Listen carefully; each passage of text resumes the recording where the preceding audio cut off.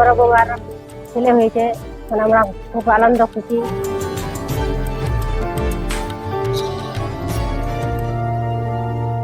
স্বামী বাক প্রতিবন্ধী, তাই কাজে নিতে চান না কেউ। কখনো কাজ মেলে, কখনো মেলে না। বেলি আক্তারের সংসারে তাই অভাব, খেয়ে না খেয়ে দিন কাটে। এই অভাবের সংসারে নববর্ষের ভোরে আলো হয়ে এসেছে নতুন মুখ। ফুটফুটে ছেলে সন্তান জন্ম দিয়েছেন তিনি।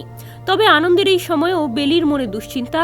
স্বামী সোহেল রানা কাজের সন্ধানে তখন অনেক দূরে, সিলেটে। অন্যদিকে গত সোমবার মারা গেছেন তার মা। রোববার রাত 2টার দিকে বেলির প্রসব ব্যথা ওঠে। দ্রুত তাকে ঠাকুরগাঁও হাসপাতালে নেন স্বজনরা। তারা জানান হাসপাতালে তখন চিকিৎসক ছিলেন না। আয়াদের চেষ্টায় বেলির নরমাল ডেলিভারি হয়। ২৯ সালে আমার ছেলের বিয়ে হয়েছিল। আজকে সন্তান পেয়েছি আমি, নাতি। সদরেতে ভর্তি করে এখানে নর্মাল প্রসব করেছে বাচ্চাটা। বড় বৌমার ছেলে হয়েছে ভোর 5টায়, এখন আমরা খুব আনন্দ খুশি। মা হয়েছেন বেলি, তবু চোখে মুখে দুশ্চিন্তার ছাপ। মুখে হাসি নেই, শরীরও বেশ দুর্বল।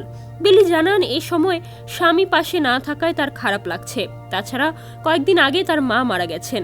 কষ্ট লাগছে, নাতির মুখ তিনি দেখে যেতে পারলেন না। বেলি সোহেল দম্পতির এটি প্রথম সন্তান। 2024 সালের মাঝামাঝি সোহেল ও বেলির বিয়ে হয়।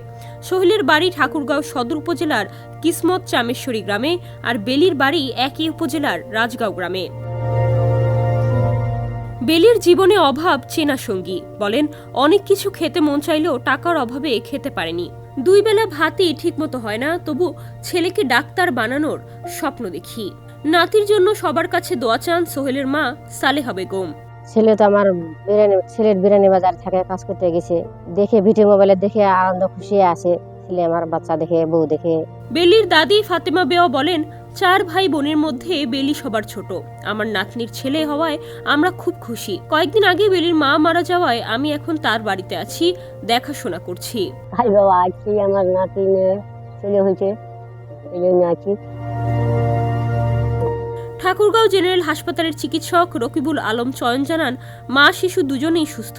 এদিকে নববর্ষে নতুন জীবন আসায় বেলিকে শুভেচ্ছা জানায় হাসপাতাল কর্তৃপক্ষ। নববর্ষের প্রথম পর্যায়ে 5:30টার সময় যে শিশু বাচ্চা জন্মগ্রহণ করেছে, ছেলে বাচ্চা। বর্তমানে মা এবং বাচ্চা দুজনই ভালো থাকা, তাদের ছুটি হয়ে গিয়েছে। আমরা স্বাস্থ্য বিভাগের পক্ষ থেকেও তাকে শুভেচ্ছা জানিয়েছি।